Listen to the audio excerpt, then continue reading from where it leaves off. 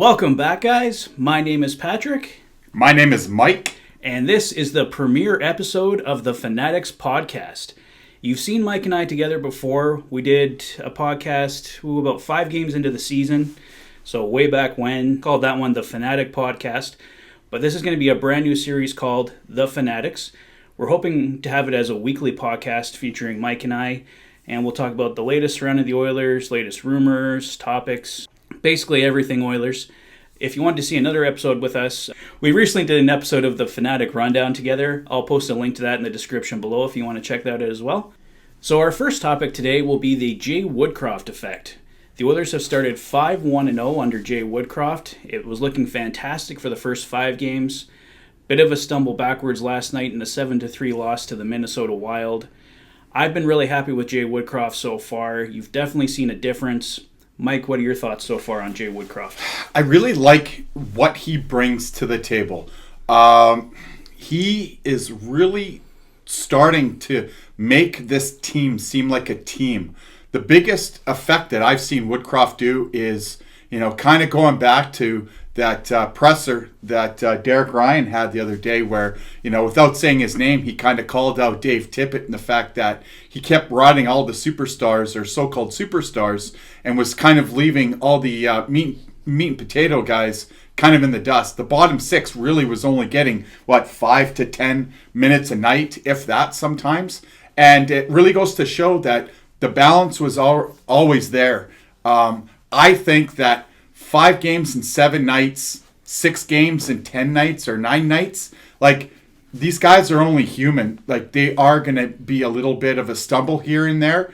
I think overall, I just like what he brings. He reminds me of, he's got that tenacity and kind of strategy, Lowe or McTavish as far as the hockey sense goes. But he's got a Ralph Kruger, shiny happy people vibe, right? Ralph Kruger was awesome for this team. He was, uplifting. He pushed the players up. The players liked his positivity and everything. He just didn't have the greatest hockey mind as far as running the team from a total hockey experience. So that's my thoughts on it so far. I also like the fact that he didn't throw guys under the bus like Tippett would inadvertently in his pressers. He is keeping it 100% team atmosphere, 100%. He doesn't want to put his name in the lights. He's not putting Connor Dry's name in the lights. He's not calling anybody out.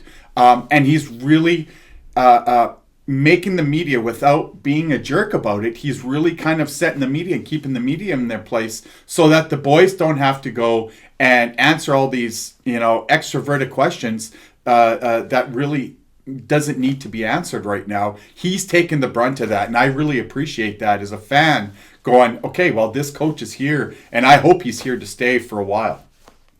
Well, I hope so, too. Elliot Friedman made a note this morning that really Jay Woodcroft is auditioning for the whole NHL right now. He doesn't have a contract anywhere beyond this season, not with Bakersfield, not with Edmonton. So if things don't work out here towards the end of the year, Jay Woodcroft is really basically auditioning for the whole NHL. I really hope the Oilers don't lose him. If the Oilers can keep up even, 60-70% of what they're doing right now, I think Jay Woodcroft should definitely be getting a contract. It would be a shame to lose him now. The Oilers have started 5-1. You could say it's just a coaching bump right now, but I don't think it's that. I think you're seeing system-wide changes with the Oilers. The defense looks stronger, even without Duncan Keith in the lineup. The goaltending has been better, save from last night, but before that, they'd given up 8 goals in 6 games, or 8 goals in 5 games, but it was whatever. But have you seen what I've seen as far as the guys, they're sticking up for each other. Yeah. They're playing, before with Tippett, and Tippett was an extraordinary coach. I'm not taking anything away from him in what he was able to bring and provide to this team. Going to the playoffs for a couple of years in a row, even though they didn't have success. The problem is that you can only ride your superstar so much and so long before it takes its toll. And that's what we saw this year, is the fact that they came out the gun. He did everything status quo, the same as before, right? And then all of a sudden, the boys were getting tired. Like, you could physically see it. McDavid and Draisaitl, Nurse, right? All Nuge, being hurt didn't help either. You see when Nuge comes back, and what are they, like 9-3-2 since Nuge has been back? And I'm sorry, like, all these naysayers that don't like the Nuge, you guys need to, take a seat and really look at what he brings, because as the third line center, money aside, like, I'm not talking money right now, because we're too far away and too close to something really special with this team right now to worry about how much our third line center. See, that's where I think our team and our fan base has this uncanny ability to go and put a dollar sign between or around each individual player, right? You look at Derek Ryan and Warren Fogle on a line with Ryan Nugent-Hopkins. How much is that line worth? Right? Like, I don't care that Nuge is making $5 or $6 million a year. That's a moot point. He's in the position that he needs to be in right now. Exactly. And the utilization that Woodcroft is doing throughout and making that balance throughout all the lines, and you hit it on the head too. Bringing in Dave Manson, Holland would be crazy to not shore up this guy with some type of a contract. I unless the wheels fell off, say in the next, I'll give him 10 games. But in a 15-game spread, if all of a sudden we're looking and what we're, I don't know, 13-2 or whatever, like, we don't know what this road trip's going to be like. I think depending on what happens against these juggernauts on this road trip, I think Holland has to make a decision right away and sign this guy, because if he lets up at all in regards to Woodcroft and Dave Manson, I think. It's a silly thing. And I think moving forward, just by seeing that small little snippet so far of the 6 games that he's been here, right?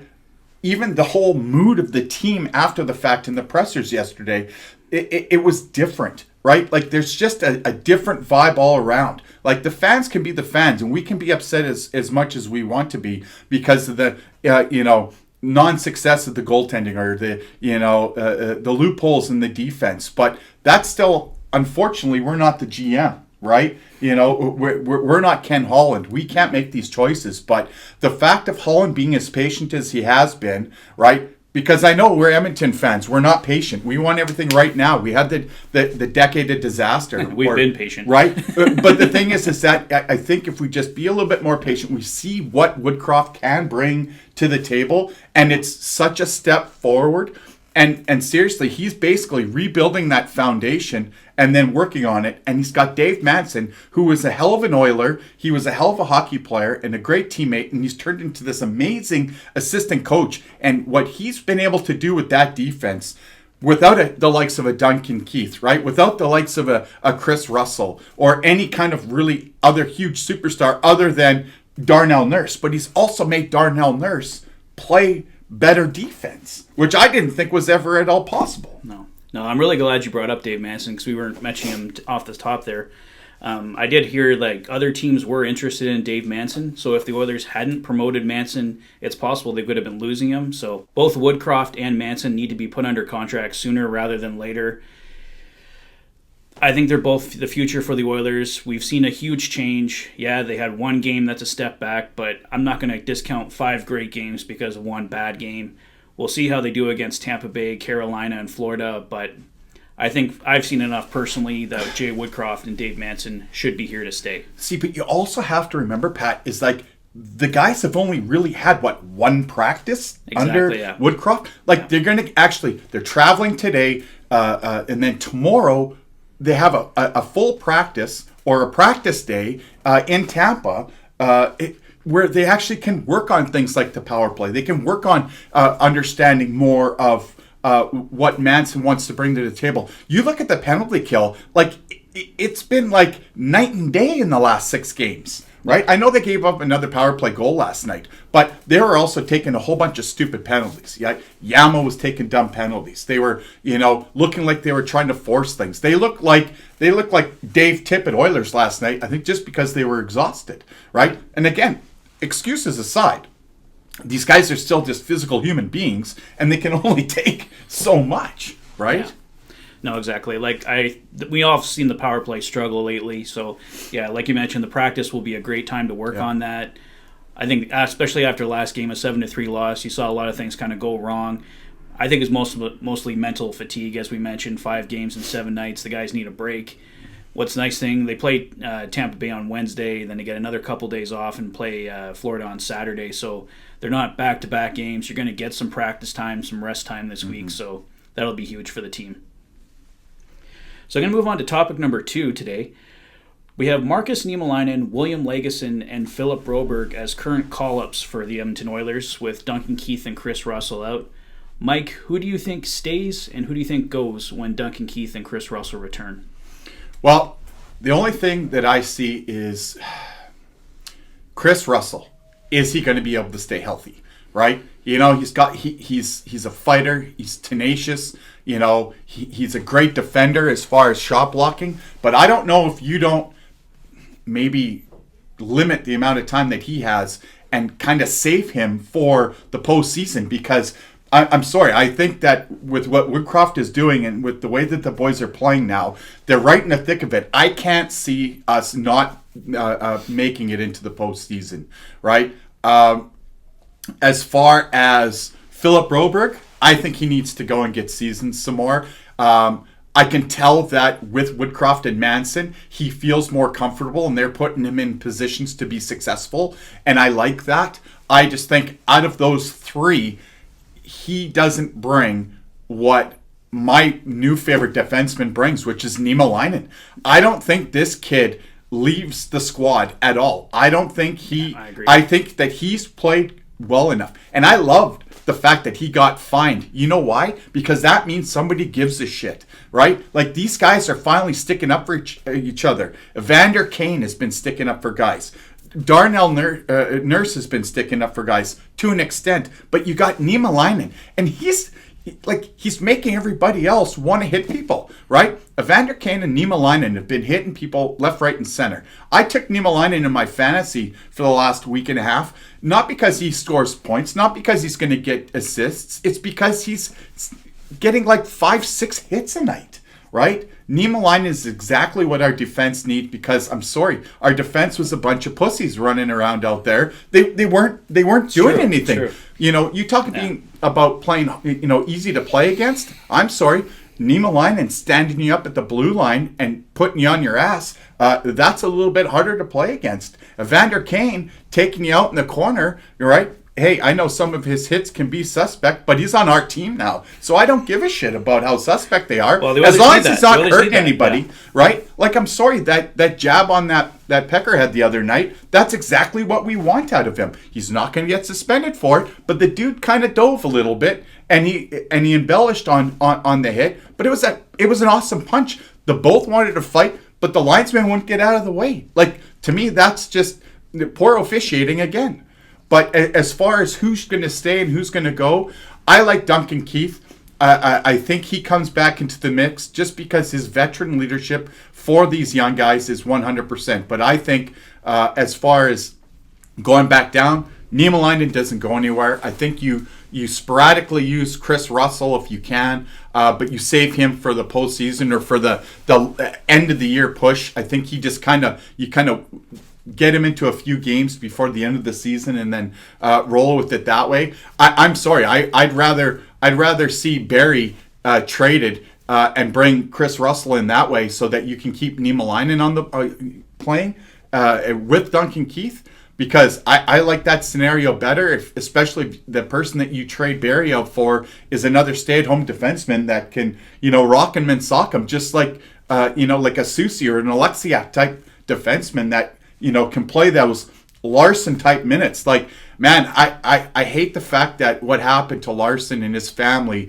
made him make this decision of wanting to, start over with a fresh new team and a fresh new look, because that's the type of defenseman we're missing right now. But it's also the type of defenseman that I'm seeing this Niemelainen be. We don't need him to score goals. We've got the 2 best players in the world. We've got Leon Draisaitl and his co-star Connor McDavid, right, on our team right now. And I'm sorry, I'm a Draisaitl guy, right? I love Connor. I love the fact he's on our team. But without Draisaitl, it's no different than, Crosby and Malkin, right? Yeah. It's like, salt and pepper. They need to go together, right? But yeah, it's going to be interesting to see how things go and play out here in a month's time with the trade deadline.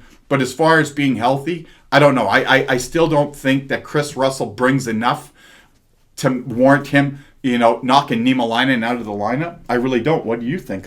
Yeah, no, I think they're going to keep Niemelainen and Legason up. I think Broberg will be the I didn't even talk about Bill. Yeah, but Broberg's going to go down, though, I think. Like, he hasn't been bad, but I think he's going to go back to Bakersfield. I think Niemelainen and Legason stay. Legason might go down if Russell's back full-time, but Russell's had a real injury-plagued season, so I won't be surprised if Russell isn't 100% for the rest of the year. I don't think Niemelainen is going anywhere. For as far as moving Tyson Barrie, I think the Oilers are going to try and move Tyson Barrie because I think they want to add to the right side. Trade I talked about in a trade proposal video early last week was bringing in defenseman Scott Mayfield, who plays on the right side, Semyon Varlamov, and Cal Clutterbuck for the bottom six, and then moving out Tyson Barrie and Mikko Koskinen. Because right now we know the Oilers pretty much have to do money in, money out type deals for the rest of the way. That's pretty close. It was both in the $9 million range coming in, going out. So I think you could work it out from there. But, I mean, that's a fan trade, right? I don't know if that's an actual trade they're looking at. But one of the other ones that we talked about was Dave Manson's son, right? Yeah, Josh Manson, is there a possibility that we could see Dave Manson's son? I know he had a very small window of teams that he wanted to go play for, but do you think that possibly we could get Manson's son? He's a huge dude. Like, he's to have him in the back there would be like the Twin Towers with him and Niemelainen. Yeah, no, exactly. Well, apparently all the Canadian teams were on his no trade list because he's got a team no trade list. But obviously with his dad playing here now, or dad coaching here now, I don't know if that changes things. I've had one commenter, Robert, say maybe because his dad's here, he won't want to come here. I don't want to play for my father. But if he likes his dad and wants to play under his dad, like the Oilers could be that team, but we'll see what happens, I guess. Yeah. Josh Manson is a pending UFA, so if it doesn't work out at the trade deadline, he is maybe a target the Oilers could go after in the summer if they can't get him now, but see what happens there. So we are 1 month out from the trade deadline now, so I love this time of year. Got trade deadline booked off from work because I'm glued to the TV that day. So I want to talk about the latest from Frank Servalli with Daily Faceoff. He lists Tyler Benson, Mikko Koskinen, Kyler Yamamoto, and Dmitry Samorukov as the potential Oilers that could be on the move. Mike, what do you think of those four names that could be leaving the Oilers? I think you could probably add a couple more names to that too. Looking forward to like the offseason and for next year to help create room and such. But I think that the perfect four names. I think that you're kind of pigeonholed the fact that Mike Smith has got the no trade clause, and he's a 40-year-old goaltender, and really he was Tippett's dream boy, and unfortunately this season he just can't stay not injured. All the points go towards Mikko Koskinen moving and going somewhere. Mikko's played well, except for, again, last night, both goaltenders really struggled, but the guys in front of him struggled as well. So, it was kind of, and I liked what Woodcroft said, it was a team loss. They all basically played like garbage, right? Like, they just didn't have it last night. I liked how you commented when you texted me last night that they just seemed to just not have it last night. And it's unfortunate because they finally, one of the bona fide, Eastern teams that really is doing well this year. But that Kaapo Kähkönen, man, wow. That's the kind of goaltending I wish that we would get in it. From our backup goaltender. We had a hell of a game there with Stuart Skinner, because with Stuart Skinner playing the way he is and then going down and again playing the last 2 or 3 games in Bakersfield and playing really well, I think that moving forward, Skinner is part of what the team needs to have for next year. So what's that going to look like? The thing is that if you go out and you try to get a bona fide goaltender, what does that mean for Mike Smith, who still is unfortunately one more year under contract? It kind of puts us in a precarious position in the offseason unless Ken Holland has some kind of magical wand that he can wave with Mike Smith for next year. As far as Tyson Barrie, I think is what was on that list. I think right now there's probably a lot of teams, he is a good puck-moving defenseman and maybe a different look somewhere, but what's his value going to bring? He really hasn't shown his best foot, and this year he's really had some struggle. He has done better under Woodcroft, being put into different situations and not being overused, but I think that hopefully with his pedigree from last year and how well he played last year also bodes for trade value this year. I think Yamamoto is another guy that you talked about. And I think with what he's been able to accomplish under Tippett and Woodcroft so far this year, if you are not looking at keeping him full on and doing a 2 or 3 year extension at the end of this year, which I can't see, he's just too little. I know the fan base loves him and everything else. I just don't like the fact that he's just too small. And you're playing on the line with Connor McDavid. You got to start burying some of these chances. It's just it's underwhelming as far as that goes. And then the last guy that you were talking about was we had Sam Marukov on the list. Yeah, Sam Marukov, and then the deadweight Tyler Benson. I am not a Benson fan at all. I don't think that he brings to the team. I think he's a mid-bottom six guy, but our mid-bottom six are just better than he is. Did get his first NHL goal last night, though. Good for him. He got his first NHL goal, and I think somebody had said, unfortunately, meaningful to him, but not meaningful for helping out in the game.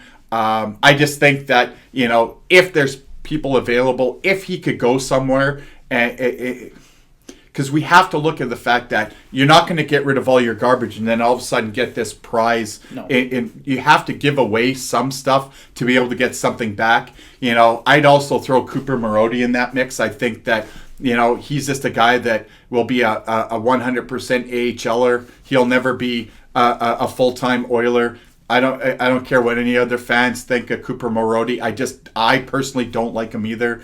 And he fits too many of the bottom six category that we already have that are better than him. So moving forward, if he wants to get more playing time, I think Arizona Coyotes or one of these teams that are in the rebuild, a Buffalo or New York Islanders, I think he would be a great mid or bottom six for them, moving out east and getting a lot more playing time that he just unfortunately won't get here. But yeah, that's kind of my thoughts on it. I also have a question for you, is that, we're kind of alluding to it, but, does a person look and go, okay, well, Jesse Puljujarvi, it's kind of the Bison King in the room right now. He's awesome. I like his tenaciousness and what he brings, but, if he's healthy and back on it and he can be available at the trade deadline, would you use him to bring somebody back in the back end or to be able to go and see maybe we can get that bona fide, top goaltender? Possibly. I know Jason Greger reported a couple weeks ago that they have started contract negotiations with Jesse Puljujarvi, so it doesn't look like they're going that way. I think they're more looking towards moving like the name that Servalli mentioned, Kyler Yamamoto. He just doesn't, well, you can almost say the same with Jesse Puljujarvi lately. He just doesn't produce enough for where he plays. Mm-hmm. You want to see more production, like he's played with Connor and Draisaitl most of his Oilers career, and he just doesn't have the numbers to support playing with those guys. Even though his numbers are the best of his career so far. Yeah, but I don't know. Like, I like Yamamoto. Don't get me wrong. I like Yamamoto. He's a tenacious little bastard. And I love how there's just no stopping him, basically the little honey badger, if you want to call him that. I know, but I'm emphasizing on the words you're saying. Little. The guy's just small. If we're trying to be harder to play against, we're trying to get bigger, we're trying to get tougher. Unfortunately, he can go and lay out the big hit, but if he's still the guy that's laying on his ass after that, that's what's wrong for me in that picture, right? Yeah. Plus the fact, like you said, he's been playing with Connor and Draisaitl basically all season, and what does he have, 9 goals? Yeah, right? It's just his output's just not enough, and it's streaky. At some point, again, it's you're gonna have to get rid of some good guys that you think have value to be able to get value back. Well, and if the Oilers want to bring back Evander Kane, and I think at this point, you definitely got to be looking at it. I don't know if I give him a 6-year contract or something like that with his off-ice issues. Maybe I'll probably keep it to try to a 2 or 3 year contract. But if things keep going well, Evander Kane's made a huge impact, like you mentioned earlier, with him and Markus Niemelainen. We've been saying for years the Oilers are too easy to play against. He's helped change that narrative. But if the Oilers want to have any hope of re-signing him, guys like Jesse Puljujarvi or Kyler Yamamoto, they'll be taking some of that Kane money that you need. So I think if they're going to try and keep Kane in some way, then either Yamamoto or Puljujarvi will have to go. So if you're Kane, you're 30 years old, you've been in the league a long time, Yeah. right? What kind of money are you looking at? I tell you, like, he's exceeding my expectations in the fact that he came in basically halfway through the season, cold, hadn't played really any hockey, and he's already potted 5 goals. Right, he can play with Draisaitl. That mix with him and Draisaitl is fantastic. If they could just get maybe a little bit bigger of a guy, like, I love the fact that the chemistry, and you don't want to ruin it with Fogle and Derek Ryan and Nugent Hopkins, like that line. Like, I'm sorry, like I think that third line could be a second line on most other teams. But I like the fact that that Woodcroft doesn't talk about it as a 1-2-3 line. He's still doing mainly about 11 and 7 when it comes to the forwards and stuff, and distributing the ice time very well. And having it so that even these younger players are playing with the likes of a Draisaitl, a Nuge, a Kane, a Hyman that we're not even really talking too much about.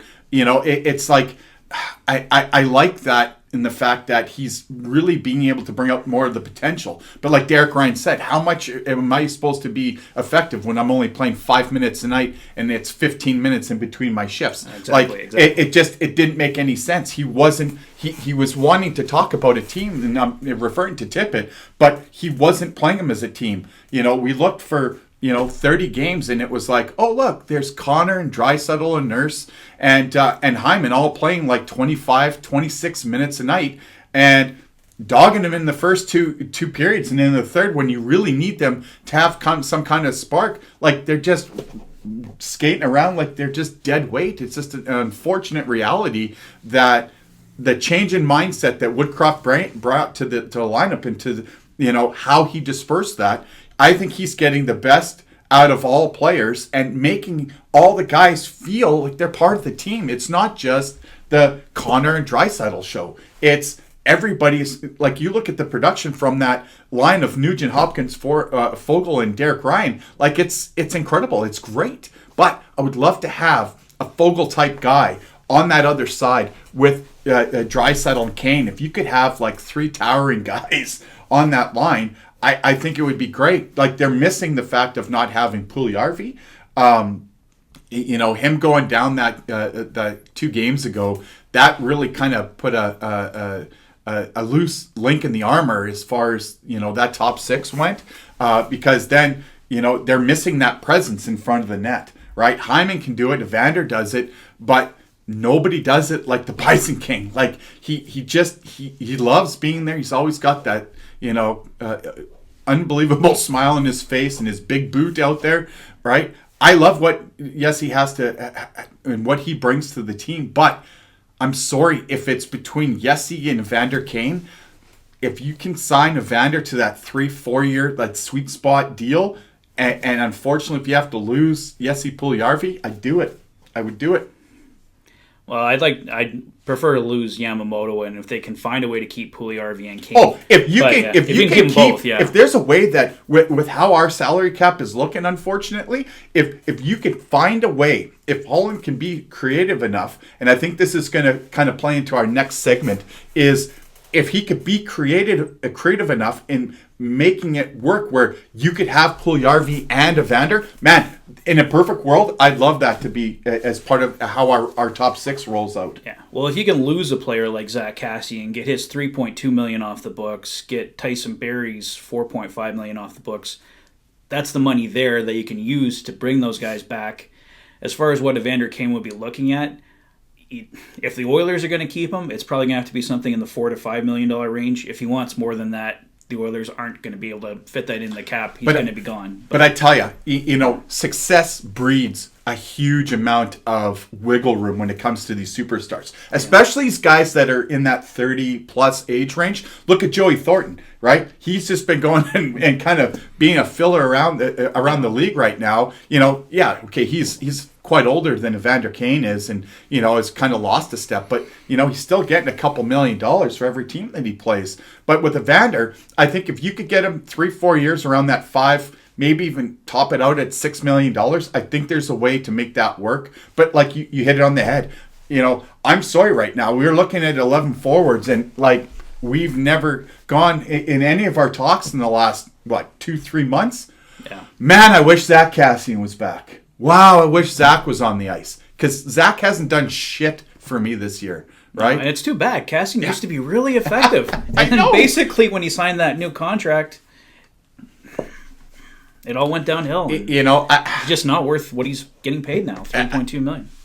And I just don't know how he factors in to the lineup. Because right now, I'm sorry, like I think that the guys that they're running right now, even with having to use like the likes of Tyler Benson, like look at McLeod. McLeod getting a little bit extra playing time, and we haven't even talked about him yet. And it's been great McLeod's to been see. really good. It's been great to see the toothless wonder getting some assists and playing with some top end talent, but getting like 14, 15 minutes a night. Like it's awesome. But again, Woodcroft had seen these guys for the last 4 years. He's been massaged through the ranks. He came here with McClellan back when McClellan took over the coaching, brought him in on his staff, and then when that fizzled out and he had to make a choice, he took the job down in Bakersfield, knowing that, hey, if I take my lumps down here, if I figure it out, if I do a good job, and he's done an awesome job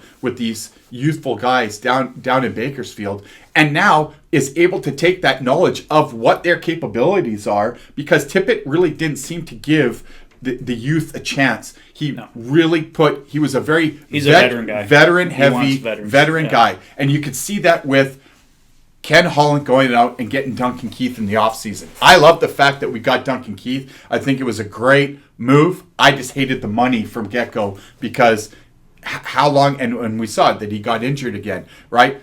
You look at what Holland's done the last 2 years and how Tippett was coaching, and it was very amalgamated to that as far as, we need to wrap some veterans around that. And I totally get it, because a veteran presence is really what a lot of these kids really needed. But I think it could have been done a little bit differently, but, 6 to 1, half a dozen the other. Like, we can't take away what has already been done. And I like that what Woodcroft said. He goes, we can't change what's happened in the past. We can't change losing 7-3 to the Minnesota Wild yesterday. What we can change, though, is keeping our focus and having that practice tomorrow and coming out and playing a hell of a game against Tampa Bay. Yeah.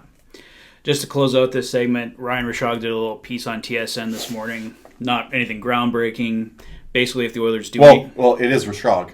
It is Rishaug.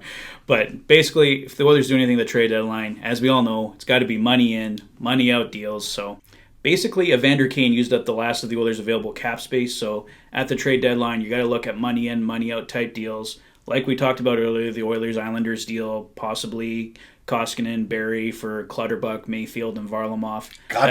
I also wanted to mention Dmitry Samorukov, who was one of the names Frank Servalli mentioned. I could see Samorukov being used as a trade chip at the deadline instead of a draft pick, because we know the Oilers don't have a lot of draft picks to use at the deadline here, so Samorukov could be used as a sweetener. So for our last topic today, I wanted to talk about Ken Holland and Keith Gretzky.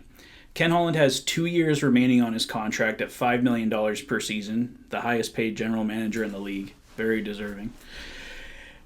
What I think the Oilers should do, what I would do at this point, instead of bringing in a whole brand new general manager, which I don't think Daryl Cates is going to want to do because he's got to pay Ken Holland $5 million a year, whether he's here or not, why not give Keith Gretzky an opportunity this summer and promote him to the position of general manager? You can keep Ken Holland as president of hockey ops for the next 2 years, but let's see what you have in Keith Gretzky. If things aren't going well with Keith Gretzky, fire him, bring in a new guy. But I think Keith Gretzky, with the job he's done with the Bakersfield Condors, he deserves some of that credit along with Jay Woodcroft. Why don't we see... The Oilers already have this guy on the payroll. Why don't we see what we have with them? What do you think, Mike? I think that's a great point that you brought up because, regardless of what his last name is, Keith Gretzky really has made him a little bit of a name for himself. And like kind of going through the narrative of what we've been talking about in the last little while is that maybe, we've got this unbelievable short window with Connor and Draisaitl and guys like that, it's like, why not try a little bit of a youth movement? Like, Woodcroft is not young by any means. Like, man, he's the same age as me, 45, right? But at the same time, he's not, ancient. We've loved what Woodcroft's brought to the team. Why not see what Keith's vision would be as far as going forward with the team, and what he thinks would be a great thing. He's got the tutelage of having, the veteran presence with having Holland still there, chirping in his ear. But if he is given the reins to make some of these calls, and like you said, he's done a great job in Bakersfield, he's going to have a little bit more of an interesting time to try and find that proper coach, because I don't think the guy down there right now is the guy that they're looking at. But maybe he'll change my mind. I don't get to see, or we don't get to see enough Bakersfield Condors games to really know about that. But as far as what Woodcroft's brought to the team now, and what Keith Gretzky could bring, like you said, you try it out. Is it something that you want to do? Like you said, they're both on the payroll. It's not a totally different, because you go and you hire a new general manager, and what do most of them like to do? Clean house and do what they like to do, because it's their way or the highway, right? I get it. But I think if you keep promoting from, do what Holland keeps saying, why should our coaching staff and our upper management staff not be like the players on the ice, where, guys down in Bakersfield, they're doing a great job. Why would you not promote from within and see what you got? You've put them in these positions to generate success. Why would you not see what kind of success they could generate for the big club? And you know what? I think Keith Gretzky would be that guy that could come in and fill a role. Like you said, it's not going to cost you any more money. He's already on the payroll, and just having that second set of eyes, and maybe to take a little bit of the blinders off of Ken Holland. What I like about Holland is the fact that, as much as all of us want him to expel these draft picks and such, to go after all these, different names, the Chikrins and the Ben Sherratts and all these guys that are out there. And I understand and I get it. As a fan, I'd love to have these guys on there too. But I look back to or listen back to what, like, Jason Strudwick, who, as far as the Gregor show, it should be the Jason Strudwick show, because I just like his intuitiveness a lot more than Gregor, but that's my personal opinion. But what Struddy says is the fact that you can't just eviscerate your draft potential and your draft picks every year trying to get your big club better. At some point, you have to still funnel the farm team or funnel the small team to be able to make the big team better. Because if you're always expelling your draft picks, trying to make this team that team that's going to go, you're just going to turn into the Leafs. And we know how much success they've had in the last, since 1968 or when they won the Stanley Cup last, right? It's just black and white television. Exactly. It's just not a recipe for success. And all of us want success. All of us want to see our team make it into the playoffs and not get ousted in the first round by, a has-been Chicago Blackhawks team that, exposed us for what we were. Or a Winnipeg Jets team that basically just got out-coached because Dave Tippett, again, riding the guys, not playing the full team to its potential. It's going to be interesting to see what happens. I really like, from this standpoint, in the last 6 games and having Woodcroft and just feeling the difference that the team is on the ice, off the ice, in the pressers.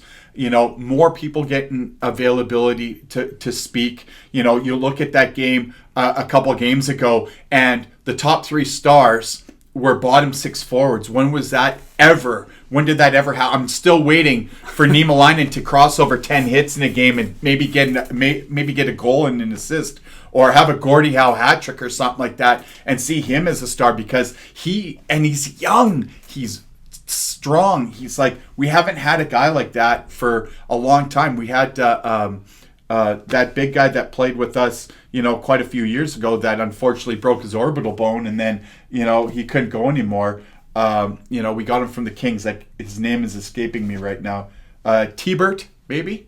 Justin Tubert? Colton Tubert. Colton Tubert, right? Yeah. Again, he was just like that big prairies farm kid, willing to fight willing to throw at hits. Unfortunately, we didn't know his, jaw was made of glass. It is what it is. But that tenacity and the way that Woodcroft is devising the lineup on this team, I think it's looking really great. And if you could bring that youthful movement in with a Keith Gretzky, and he's got that heart of the club and the heart of understanding of where this club is going, especially with that short window that we still have of opportunity of still having Connor, because if there is no success, we all can't be, shouted with rose-colored glass in the fact that if there's no success here in the next 3 to 4 years and no huge upswing as far as our team is concerned, we will be seeing Connor McDavid in Maple Leafs jersey. And it's just an unfortunate reality. Well, I hope not the Maple Leafs jersey, but well, I know what you mean, though. He's probably going to be gone. So, yeah, I know Ken Holland is not a popular guy right now. A lot of us want him fired, but I don't think they're going to do that, especially if the Oilers can find a way to sneak into the playoffs. Right. I think the more thing that Daryl Cates will like for his wallet definitely is to promote Keith Gretzky to general manager, keep Ken Holland as president of hockey ops. He still continues to oversee the team, because the Oilers should see what they have in Keith Gretzky right now before going out and hiring another general manager. So anyway, that's my thoughts. Mike, any other final thoughts? You know what?